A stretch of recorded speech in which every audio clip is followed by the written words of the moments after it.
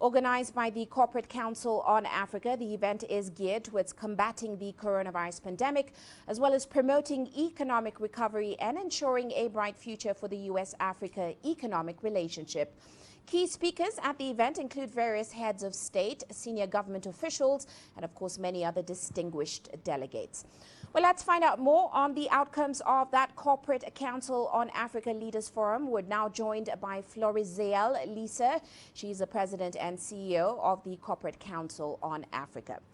Great to have you on the show with us, Madam Lisa. Now, give us some insight into those discussions that took place, certainly regarding the role that U.S. public and private institutions will play, specifically in helping Africa financially support its healthcare needs, as well as the economic impact from this pandemic.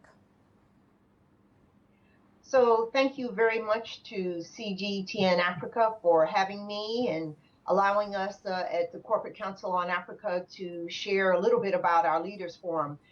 Just a moment about us. We are a U.S. business association that's been in place for 27 years. We have been focused on Africa and Africa alone in terms of promoting business engagement, commercial opportunities, trade and investment with the countries of Africa.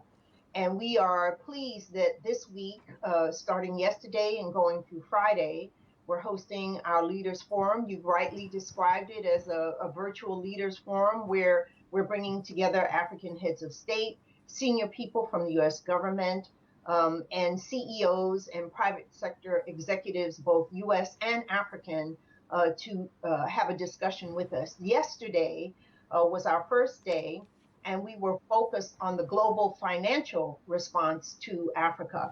We know, for example, that Africa to date has not had a severe outbreak of COVID-19, and we're very thankful for that. But we also know that the economic impact on the continent has been enormous.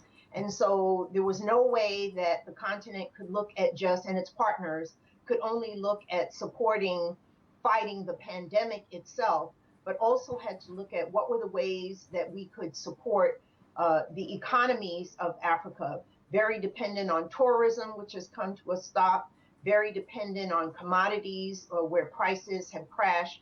And let's be frank, Africa just 3 months ago was the continent with the highest average growth rates, GDP growth rates, and with predictions from the IMF that many of the countries on the continent would be looking at 5, 7, 8% growth over the coming year. That has completely changed at this point. And with the lockdown of economies, airlines not functioning for the most part, tourism come to a halt, and people, both in the formal sector and the informal sector, not as able to go out and perform their daily business activities. This is devastating for the continent. So in our discussion yesterday, we talked about the fact that looking at debt relief for the African countries, this is critical.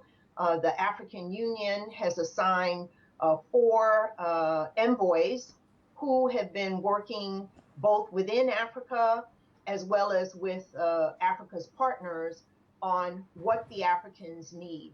And they are looking at, as I said, debt relief programs. We had yesterday one of the envoys, Dr. Donald Kaberuka, with us. We also had the head of the UN Economic Commission for Africa, Dr. Vera Sangwe, and they made excellent points, amongst the others, excellent points about the issues that Africans have in terms of capital markets, the rating agencies, and how some of the rating agencies are continuing to act as though COVID-19 had not happened at all, and the decline in the ratings of some of the countries, including Nigeria, how we really needed to take a new look at this. And Dr. Sangwe mentioned the point that Africans often have higher rates for borrowing than many other emerging market countries do. And so her question was, why is that? And can we have a new look at this so that perceptions of risk in Africa align more with what the actual risks are.